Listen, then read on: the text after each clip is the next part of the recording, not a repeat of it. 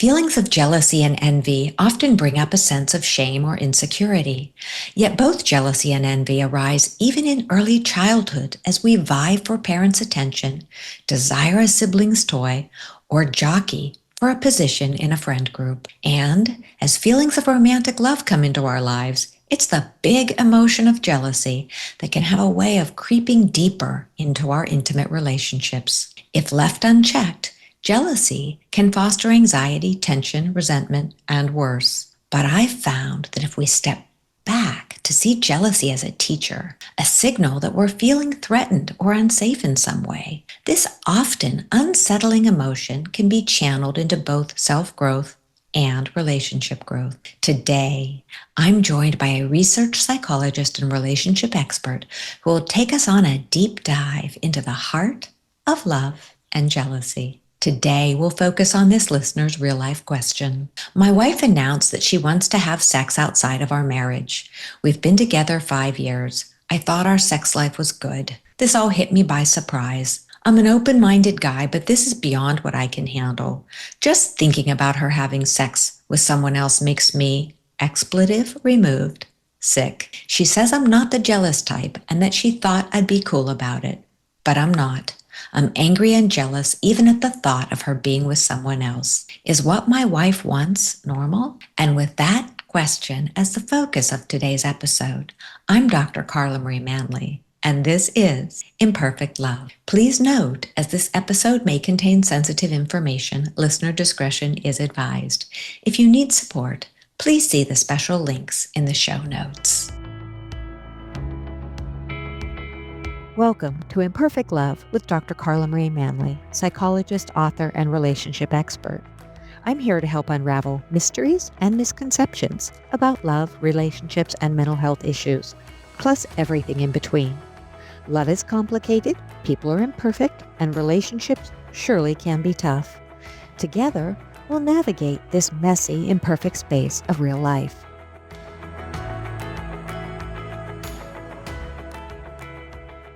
Today, I'm joined by a wonderful special guest, Dr. Joli Hamilton, research psychologist, certified sex educator, TEDx speaker, author, mother of 7, and so much more. Welcome to the podcast, Dr. Joli.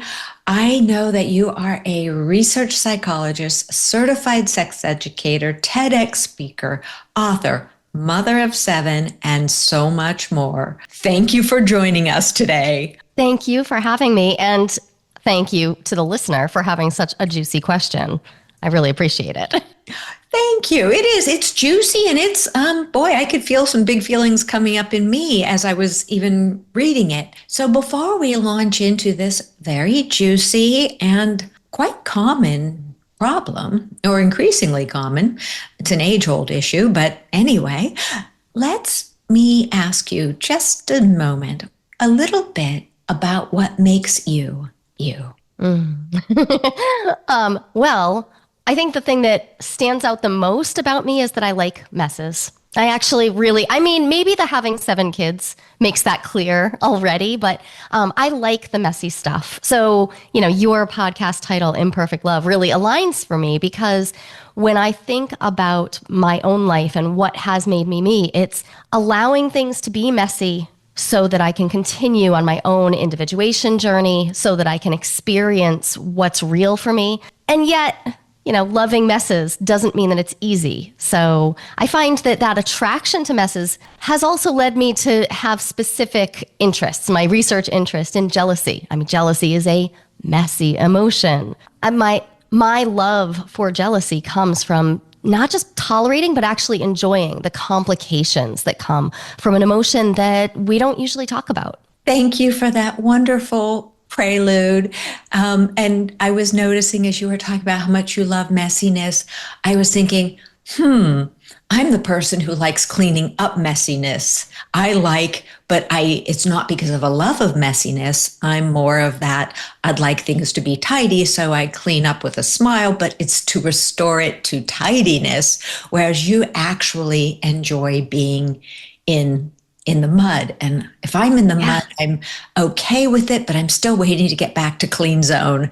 How can I clean it up? So very interesting. I love your perspective. And I also like how you really bring up how jealousy is such a messy emotion, because it does often bring up, our big emotions, the core five: fear, disgust, anger, sadness, joy. Those can be, troublesome enough because we have a lot of messages around, oh, you can be joyful, but you can't be angry. But goodness, when jealousy steps into a relationship, it can, depending upon how, it's processed. I've had, maybe this is your experience too, where people will use it as a way of pointing the finger at the other person, saying, I should be able to look at other women, or I should be able to kiss other men, or whatever it is. It's your problem. And so I think that it's a very interesting topic that we can dive in today. Now, you used a word that I'm familiar with, but I'm wondering that, maybe our listeners aren't. You talk about individuation. It is one of my favorite words. Could you set the stage with explaining that bit right there? Yeah. So how I usually describe it to people who may be unfamiliar with the premise of Jungian psychology, which I know we both studied and enjoyed, is that the process of individuation is that continual experience of becoming more and more yourself by bringing unconscious material into your conscious awareness. As we're doing that, some of it happens because we are growing, we are changing, life is happening to us. But most of our actual individuation happens because we point focused attention at our growth processes. We actually process it. We get into that mud, and that allows the proverbial lotus to bloom. My individuation journey has been really deeply impacted by jealousy and by non-monogamy, my personal one. And so for me, when I'm talking about individuation, I am looking at how do my relationships and my experiences in relationships inform and actually help me experience an individuation path versus the other option, which would be to kind of live with blinders on, to not look at what else my soul is calling for. Thank you. Thank you. And I like how you normalize it, because as someone who had no idea what individuation was before I stepped on the path of getting my doctorate, you would think I may have learned it during my master's, but I didn't, or somewhere earlier in life. And so for me and many people, if you're brought up in an environment where you are told to walk the straight and narrow, to take this path, and Dr. Joli, one of your taglines is coloring outside the lines. If you're not permitted to color outside the lines, or don't even know what it might look like to color outside the lines, that idea of individuation, where you start finding out, who am I? What am I? Oh, let me step over here. Let me step over there. And some people are supported in that early on in life. Other people experience it only in, midlife or later years. Some people, sadly, never experience it at all.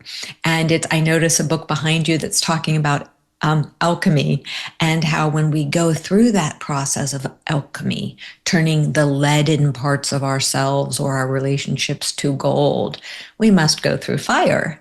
So that fire is not easy. It is not gentle. But, oh my goodness, it is so worth it when you get to the other side. And it's not a one and done process.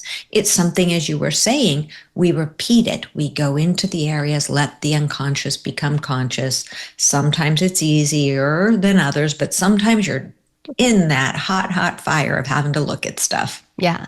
This is actually exactly why my own podcast is titled Playing with Fire, because to my mind, it is this continual playing with fire in a responsible way that has allowed me to enjoy the messiness of individuating. And a lot of people I find get overwhelmed with it because it all sounds like work.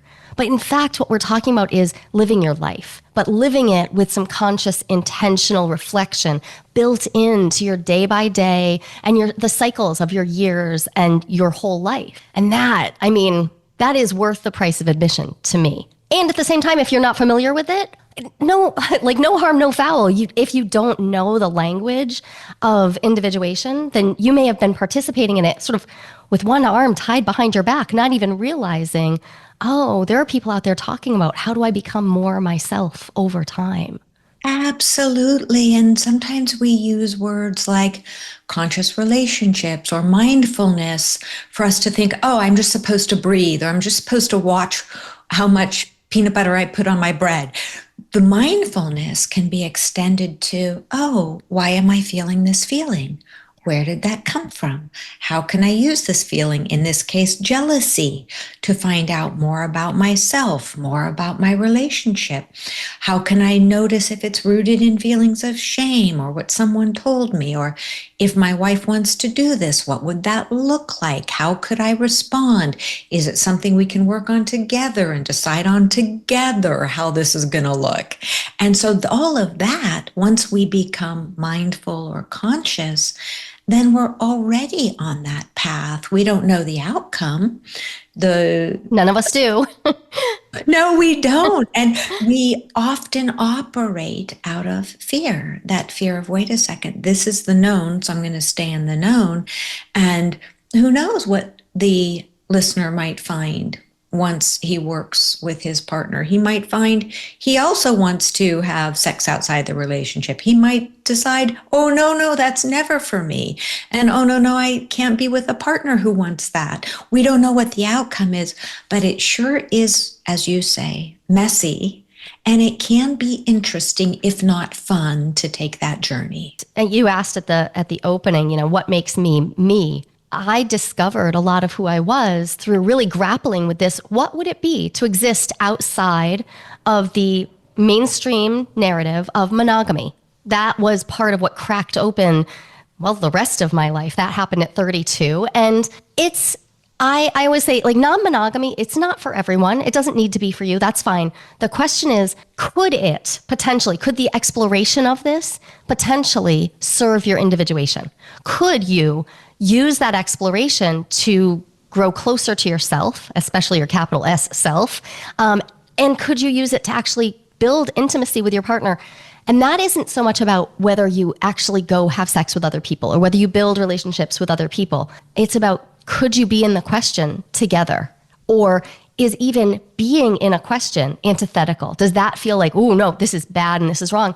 And that, like you said, it leads us right back to, hey, wait, why? Why do I think that even questioning the mononormativity that I have experienced up till now, why is that inherently wrong? We don't have to decide to participate to let the question be alive. Beautifully said, beautifully said. And I believe that so many times in relationships, no matter the type of relationship, work, friendship, certainly that vulnerable world of intimate relationships, we are afraid to ask questions of the partner, questions of ourselves.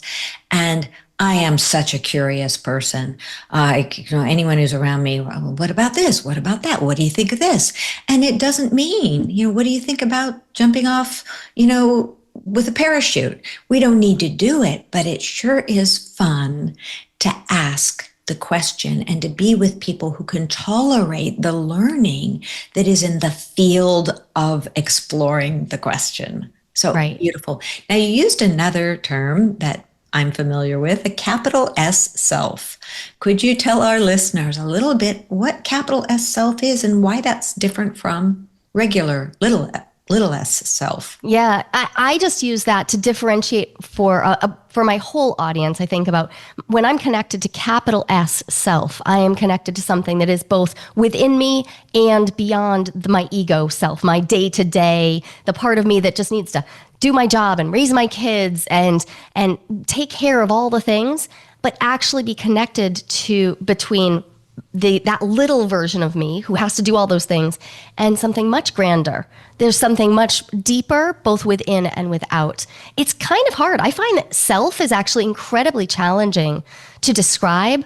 It's easier to feel it once you've felt it, like, oh, this is me. Understanding that there is a self, there is a version of me that is not limited to this very narrowly defined experience I've had up till now. it's an awakening moment to come into connection with that.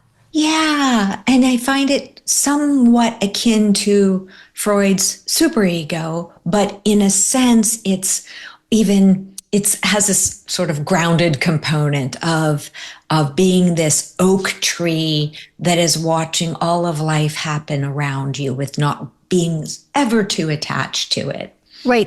I usually think of it, for me, it does feel very much tree-like because it is not, I don't usually talk about my higher self because I'm not looking to transcend this mortal plane. I'm here for a reason. I don't even know what that reason is in totality, but I am looking to connect both downward and upward. I want to be really connected, and being in the mystery, being in the questions for myself, that's intimacy building within myself. Being in the questions with my beloved others, and those may be our intimate romantic partners, but those could also be our closest friends. Those could be the people, whoever we connect to.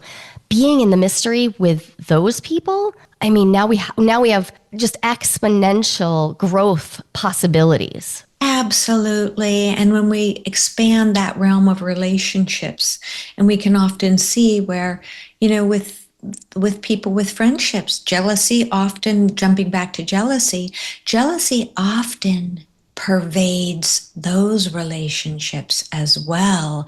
Right. And so it's a terrific topic for us to realize that jealousy is a part of life. It is one of our more basic emotions, and to be able to question, let's say you're out with two of your besties and you're feeling jealous because they're chatting away and you're feeling a little sidelined.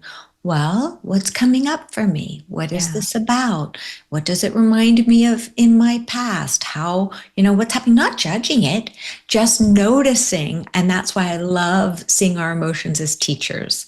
If we don't judge them and learn to step back and witness them, they can really be wonderful indicators, signals of wounds that we have that maybe need some TLC. And in the case of jealousy too, I think we can also talk about the cultural wound. We don't talk about jealousy and envy.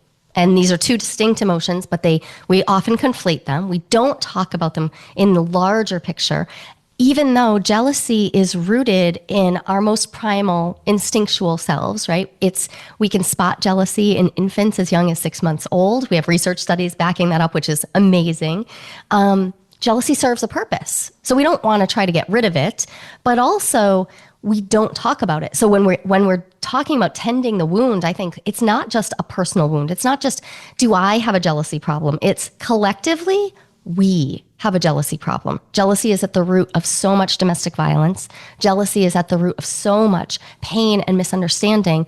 And I've asked thousands of people now, and I have never yet met an adult who has told me, yeah, my parents really sat down and talked to me about how to deal with jealousy when it started coming up. And we worked through that. And I understand, it's not the easiest thing, but I understand. Nope. Even people who said, yeah, my parents did work to help me understand sadness and anger, jealousy gets shoved in the shame box. Even look at our depictions of it. I look at jealousy as an archetypal emotion. And so it's really interesting to see jealousy depicted as a green-eyed monster. Jealousy is depicted with this monstrous face. Anything depicted like that, right, we put into the shame category. So we don't talk about it. So when we do, we have conversations like this, and we start to attend not only to the personal wounds, but to the cultural complexes of all of Western society at the very least. Okay, let's take a pause. You used, again, one of my favorite words, archetypes. And for people who have listened to other episodes, they've heard me talk about archetypes. But if you haven't, let's just pause for a brief description of what an archetype is. Back to you. Yeah, so my research was rooted in the question, is jealousy an archetypal emotion? Archetypal meaning, is it both fundamental, mundane, universal, it's just experienced, it just happens, and at the same time, overwhelming, completely overwhelming. And jealousy definitely fits this category. My research is qualitative research. And when I ask people to describe their jealous experiences, frequently they will use descriptions of like, yeah, it came out of nowhere and it swept me off my feet, or it comes up from within and it just grips me and I can't get away from it, or it feels like it's killing me. That is the hallmark of, we are not just dealing with some little thing that could be gotten rid of. We are dealing with something that is part of our primordial ground. Like, this is what it is to be a human, is to have these experiences with these universal patterns of human behavior. And those are our archetypes. And listeners, you can often see archetypal images. If I held up a card that showed a fool or an orphan, no matter where I went around the world, people would understand, oh, fool, oh, orphan. Those are examples of archetypes. And so jealousy is one of those that we feel no matter where we go. Some cultures more than others, but it would still be universal. Okay. Right. Now, you talked about the difference, and we often don't slow down because, as you said, we tend to conflate jealousy and envy. We tend to use them interchangeably, yet they are vastly different. They have some things in common, but could you describe the differences between jealousy and envy? Sure. So envy and jealousy, we tend to use the words the same, sort them out by looking at the shape that you can see in the relationship. If I'm feeling envious, there is me and the person I am envious of. There's just the two of us, just a dyad. I want something that they have, or I want to be who they are. There's longing, there's desire for something. I want to have it, I want to be it. With jealousy, you'll spot a triangle. Jealousy is a triangular emotion. There will be three individuals. There's me, if I'm the jealous one, the beloved, the valued other. And that doesn't have to be a romantic valued other. We can absolutely experience value in our friends, in our parents, in our mentor relationships, and any place. A boss can even fit in that spot when we're like, I want their attention. I want to be connected to them. And then we have the third. The third is the perceived interrupter. This is the one who we imagine or we see evidence of them potentially interrupting our connection to the valued other. It's this presence of the third that differentiates between envy and jealousy. And we need to do this differentiation because it's been really clearly outlined for a very long time that envy, while it's incredibly painful, and it is named as one of the 7 deadly sins, right? It is also an archetypal emotion. There is this longing in there that we could also use to motivate us. We could say, it points us in a direction of something we want. Whereas jealousy is fear of this interruption. And that perceived other in that triangle, we can make them up. They do not have to be a real person who we can say, like she's looking at my husband this way, or they are absolutely going to interfere with my connection, or, I hate that my best friend just made a new best friend. I hate this. It could be that. But it could also be, why are they clicking so many hearts on that Instagram post? Why are they so fast to laugh at that person's jokes? It could be really subtle. It could be that we imagine even like when my partner is away, someone else could interrupt. The imagination is a powerful thing. But when that triangle is present, there we have jealousy. And the really sticky part is I can also have jealousy and envy show up at the exact same time. Because if I am experiencing jealousy and I want to deepen my connection with the valued other, but I fear it's going to be interrupted, I may be looking at that perceived interrupter and thinking they're better than me, they're smarter than me, they're richer than me, they're whatever than me. At which point I have envy at the same time. And this gets really, really complicated because now I have these two big, messy emotions that we don't talk about and we often feel kind of shameful about. And we got to deal with both of them. And it's complicated. It's hard. It is, and so very human. And that's the part where the messiness to sort out the details. Sometimes it's easier. People find themselves jumping over the envy or the jealousy and going straight to rage or anger because they're easier. They're less, it doesn't solve anything, but it can be a very quick leap straight to being angry. Absolutely. And jealousy, there are two schools of thought. One says that jealousy is a basic emotion that comes with a whole bunch of other emotions nearby, like sadness and anger and grief. But the other is that the jealousy is actually made of these other emotions. Either way, I think of it as like, okay, here comes jealousy. What other emotions is it packing? What flavor is it? And yeah, anger, rage, it is easier to act on, and it does encourage us to point our fingers at our partner. If I feel jealous, it is really tempting to point my finger directly at my partner and say, stop doing whatever you're doing. You're not allowed to do that. You have to change what you're doing because I have this feeling.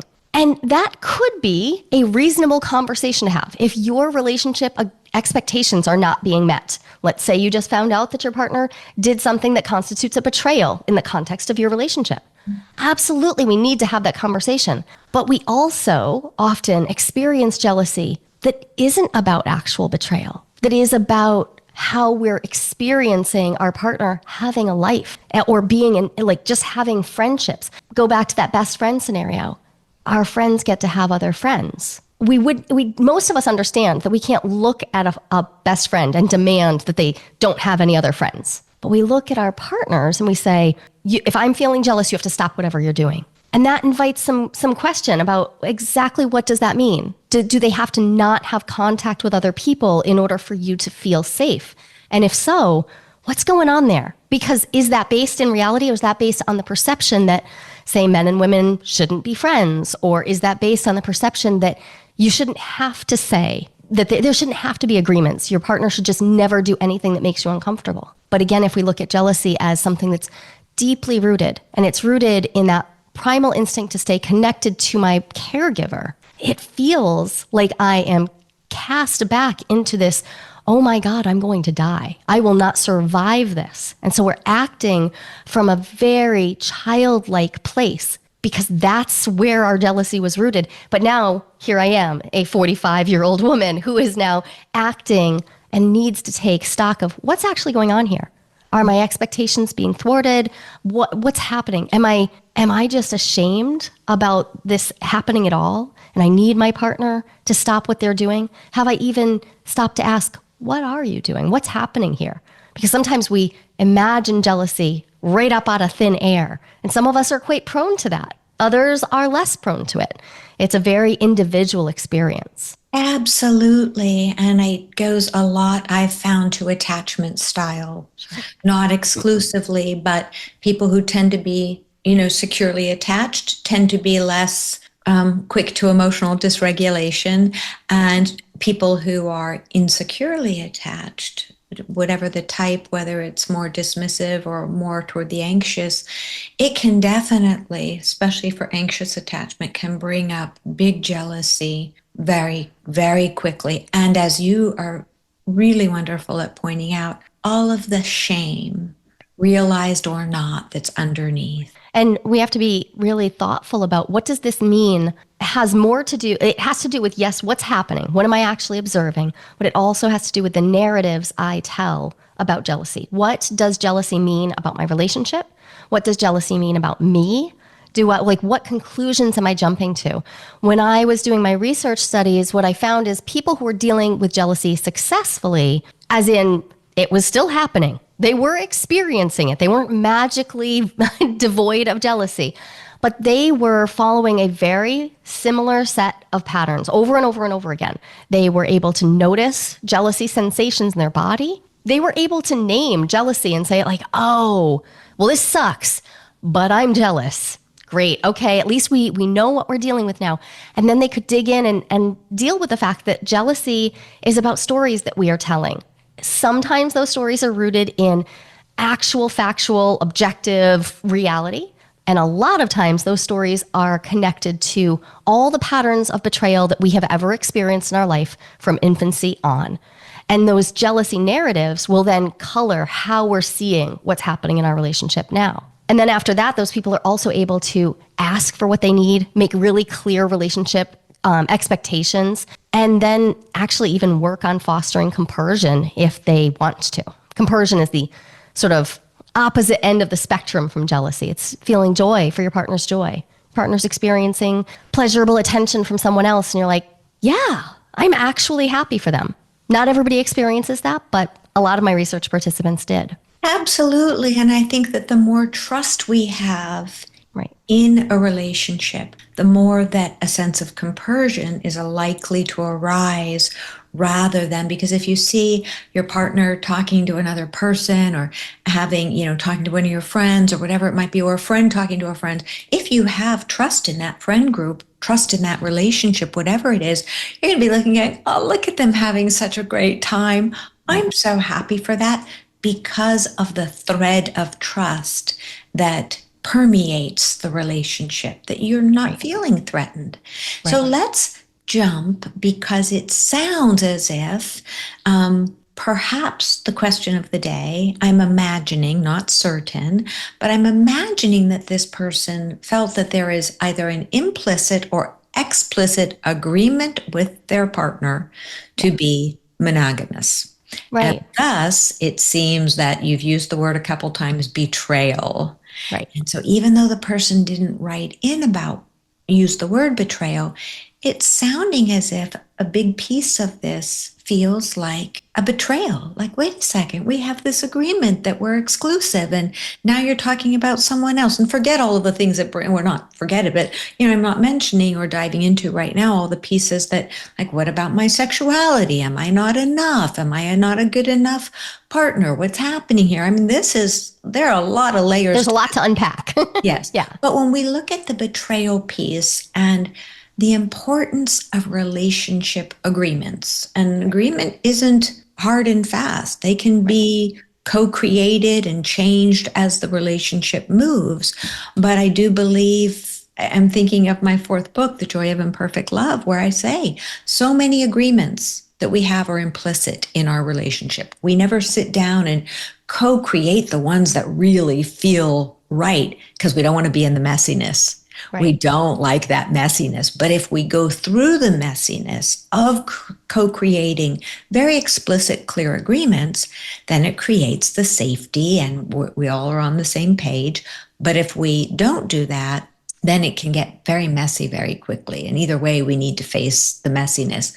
So what is your sense of how betrayal might fit into this picture? Well, I mean, we don't know about what the level of implicit versus explicit agreement is in this person's experience. But we can very clearly see that in the normative culture of Western society, like monogamy is the presumed norm, right? There's the term mononormativity. That just means we privilege and prioritize monogamy. We assume it to be the default position for all partnered romantic relationships. And what happens is most people go on that assumption without really getting super clear. Often there's an early on define the relationship conversation where we're like, are we exclusive? Yeah, okay.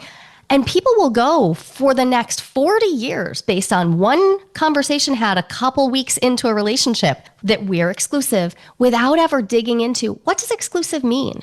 Does that mean, and I know that can sound ridiculous because if you're coming from a monogamous mindset where you say, well, this is the default, monogamy means what monogamy means. It's really interesting to look at the research and actually look, what does it mean to individuals? Every monogamous person has a different understanding of exactly what that means. And we can get into the weeds for just a moment and say, for one person, monogamy might look like, oh, you can absolutely go out with your friends and, oh, what, like you were out at a bar and what you flirtatiously bought somebody a drink. Okay, sure. I mean, and then they'll say that phrase, nothing happened, right? The nothing happened is in that gray zone of all the stuff we don't talk about, but we agreed that like nothing would happen. Does nothing happened mean kissing? Does it mean sex? Does it mean you get their phone number? Does it mean I never even actually talked to them? I just made eyes at them across a room? Or would that even be, would just ordering a drink for someone, would that be a huge betrayal violation? It sounds funny to people, but I get worried about anyone who's doing monogamy who doesn't have a clear fidelity agreement that they update as they grow and change, because our imagination of what monogamy is incredibly unique. I have never met people who are just automatically totally in sync and they understand exactly the same set of rules. So instead it becomes all the stuff we don't talk about. And this becomes fertile ground for betrayal to happen, because betrayal is about me violating your expectation of what should happen. But if we've never talked about it, then I could also feel betrayed just by the thought that you thought I couldn't do something, right? That could also be experienced. Absolutely. In the question, we heard that, right? The wife posited, well, I don't know. I thought you'd be cool with it. You're pretty open-minded. I thought you'd be cool with it. And he's like, I'm not cool with it. I have been in this woman's shoes. I was in a marriage where my husband did not really enjoy the sex we were having. He was not very interested. We had very different drives. So when I posed the idea of non-monogamy, I genuinely thought he'd be like, I guess, we'll have to figure out what we do. We'll have to talk about it or whatever, but like, sure, okay. That was not his response. He had a very similar response. And it is reasonable to have an outsized reaction to having your whole world, like your life view just got turned upside down. But that doesn't mean that it wasn't a good thing that it got turned upside down. The next thing that could happen are a long series of conversations about what does it mean for our sex life to be working? What does it mean for it to not be working? What do we want from each other in our intimacy, in our connection? And how could we co-create that? As well as, what does it mean that you want to have these other experiences? Because that itself, there are so many versions of non-monogamy. What does it even mean to want to have sex beyond your dyad? I think there are so many different ways that could play out, including ways that it's possible this person would actually feel like, oh, maybe that is hot. Maybe it could be in the right context, but we don't know enough. Instead, we default to, I am confused, so let's rely on the mononorm of, we don't touch that. That is a beehive we just don't poke. I would say, let's not poke it. Let's instead put on our beekeeper suits, walk over to it carefully, and actually tend to this thriving hive of questions and really get in there, like, what's going on that brought this question to the forefront? I absolutely love your perspective because it's about the conversation. And I often say that in couples work, sex is, even though it's such a basic part of our lives, people don't want to talk about sex. And I say, look at it like you're in a kitchen. You have no trouble asking for more salt, more pepper. Let's bring some things in, let's get this new, device. Let's get a new blender. Let's get this. Let's have more tomato sauce. People have no trouble with that. So think about your sex life that way. Have conversations about having a little more salt, a little more pepper, what that looks like.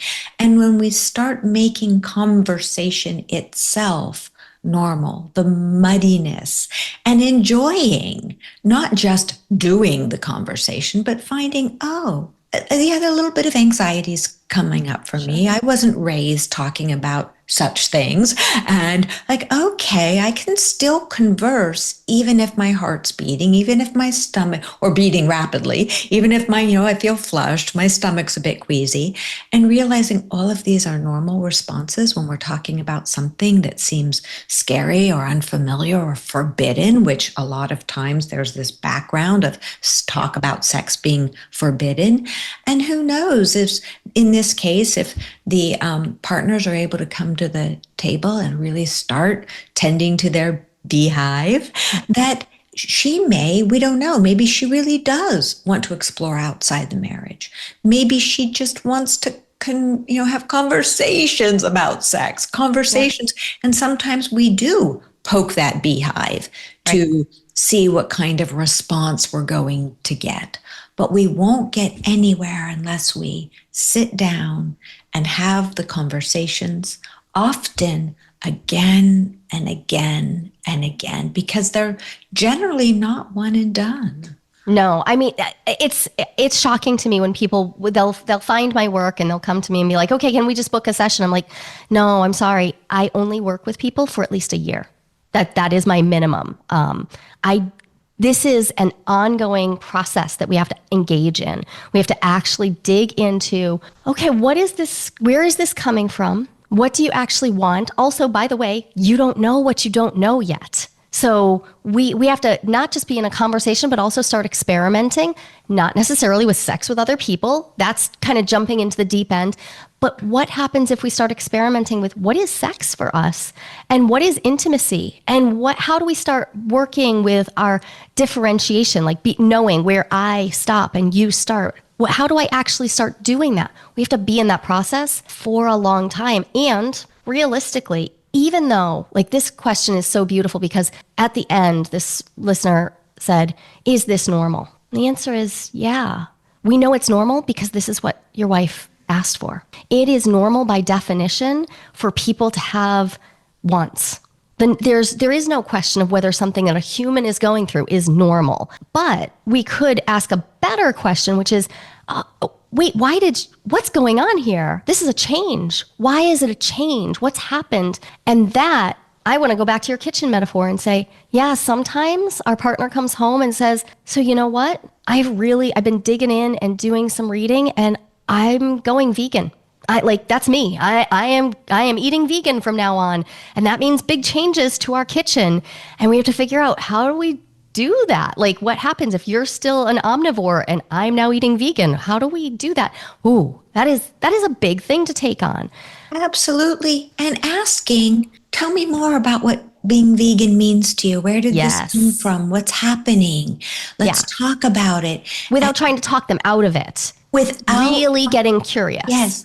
Because often I've found that when someone brings a big statement like that, they are trying to do big work inside themselves. Yes. And a big statement of I'm this or I'm that is just a window that's open. They don't necessarily, or a door, that's a little bit open, and they don't know they want to walk through the door, but they do know they want to explore it.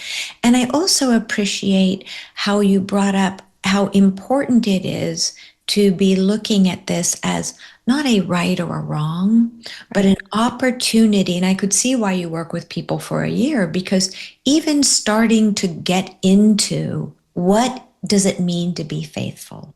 And you're 100% right. For one person, seeing somebody send a text to somebody else may feel, it can be a simple text like, oh, I like you. That can feel like a betrayal. And again, no right or wrong. Going through all of the steps, which I love this part, and I don't necessarily see it as work either, because as you're doing this work as a couple, whether it's you and your partner or, you and a family member, whatever it is, you get to learn more about yourself. And I love that part of things, because I believe that's why I personally am here, is to keep learning and evolving and learning and evolving. And as humans, if we keep learning and evolving, it becomes less about right or wrong or good or bad, or more about what's going on. Tell me more. And I see so many people struggle when they get this question. Often what has happened is there's actually a fairly big gap in their awareness of who each other is. And the gap has opened as one person often is doing a bunch of inner reckoning and realizing that they have wants and needs that feel unmet. They're knowing themselves in a different way. They start learning a whole bunch, maybe learning a whole bunch about the different forms of non-monogamy, or about what is possible if we let go of this one rule to rule them all that says we do exclusivity. What happens? So they start exploring, and they're listening to podcasts and they're reading books, and the gap starts to open up where now at some point they need to talk to the person they're currently partnered to. And you asked about betrayal, and I often hear the person who's being asked often does feel betrayed. The betrayal isn't actually the question. The betrayal is about action, but the question gets framed as betrayal. And right away now we actually make the gap even bigger, because if I say, it's not reasonable, it's not normal for you to be questioning this, what you're questioning isn't their desire for non-monogamy. You're actually questioning all of this. Oh, I'm learning, I'm growing, I'm reckoning with something inside, I'm doing this inner work, I'm finding bits of me. If you can stay out of that knee-jerk reaction to be like, whoa, shut that down, that is not reasonable, you're not normal, you have a chance now to actually get to know your partner much better. And while you're doing that, potentially, it is true, potentially you're going to find out that you're no longer compatible. That is a possible outcome. But I also have worked with enough people to see that, and sometimes you find out, oh, actually, The compatibility was in the gap there. It was in had stopped being compatible because we didn't know each other. We had started growing apart, and it was too scary to talk about these things. So just in again, getting back into the question and being really compassionate to each other about what does it mean to question a norm that I thought I was just going to have, I could just take for granted. It's such tender work on in everybody's role here. Everybody's got tender work to do, because it tends to also bring up big issues, like you said earlier, of why am I not enough? Why is this? Absolutely. And right. That's like our knee-jerk response is, why am I not enough? And it's not about that at all. Like it's, I have never seen a couple come to me where the person who wanted to open was actually saying like, they're not enough. If that were the case, they would have left you. That, like, we live in a society where divorce can happen, you can separate. Instead, what they've come is with this question of like, well, I want more. And I have this imagination that something else is possible. And I would love for the people who are asking that question to ask it like that. Would you go on this adventure with me? Would you be in this discovery process with me? And whatever you do, don't take action before you've agreed to be in that discovery process together.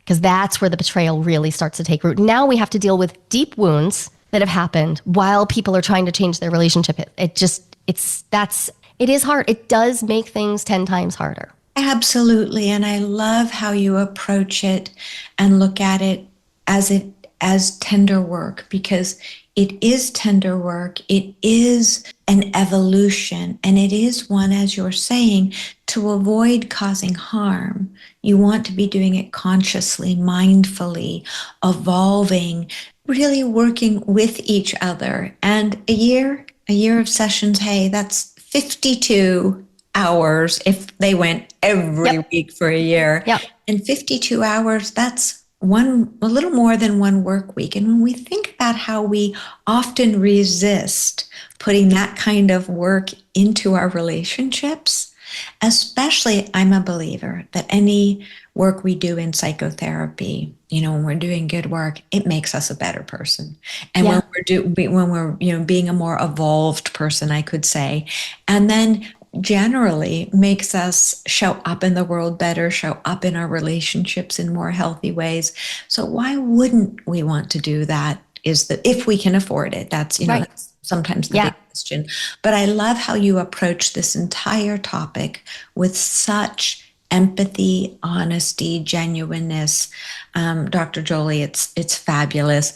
So any other pieces you really want to highlight for our listeners? I would just drive home the point that jealousy can be worked with wherever it's showing up in your life. It's so important to take seriously that jealousy isn't something to just say, I'm just going to will it to go away. We need to actually get closer to it. So I know it's tempting to just say, make it go away. Jealousy results are so much better when we actually lean in, get super curious, and allow ourselves to actually experience it and get to know it in our bodies and start to unpack it deeply. So please do that. Thank you. And thank you for saying that, because I often say about emotions, no emotion is good or bad. It's what we do with that emotion that can have really positive or negative results. And so we can see that, like anger, it's not good or bad. Right. But if we use anger to harm someone, to like punch them or something, that is going to have a negative outcome. But if we use our anger to say, wow, I'm really angry here, I'm feeling so angry about X, Y, or Z, what happens? Let's hope discussion, the same that you're talking about the whole way through. It's the discussions, the safe discussions that can lead us deeper into ourselves and our relationships. Dr. Joli, you are amazing. Thank you for the work you do. Where can our listeners find you? Well, anybody who wants to follow my work through jealousy and non-monogamy, please join me in, I have a 1-hour salon where we talk about what does it take to do non-monogamy well. You can join us at the next free salon at openeasier.com. And if you want to find the rest of my work, you can easily find me on all the socials at Dr. Joli Hamilton, and Dr. Joli _Hamilton. I'm on Instagram and TikTok and all the places. Brilliant. Thank you so much. I really appreciate your time, your energy, your message. And to our listeners, thank you as always for joining us. And this was an incredibly juicy adventure. So I hope it helped you look at some areas of your life and relationships that you might want to nudge into deeper conversation. And this is Imperfect Love. Thanks so much for sharing your time with me today. Remember, you have the power to transform your life and love fearlessly, if imperfectly, and it's my privilege to help you along the way. You can find more life-changing content, including my books and other podcast episodes, at drcarlamanly.com. Feel free to submit your own confidential questions through my website. I'll do my very best to include your issue on a future episode. If you found this podcast helpful, please subscribe and leave a review. Until we connect again, this is Dr. Carla Marie Manly wishing you oceans of blessings and love. Please note, this podcast is psychoeducational in nature and is not intended to replace formal mental health support. Please contact your healthcare provider or emergency hotline if you need psychiatric care. And, as always, please take good care of your amazing, wonderful self.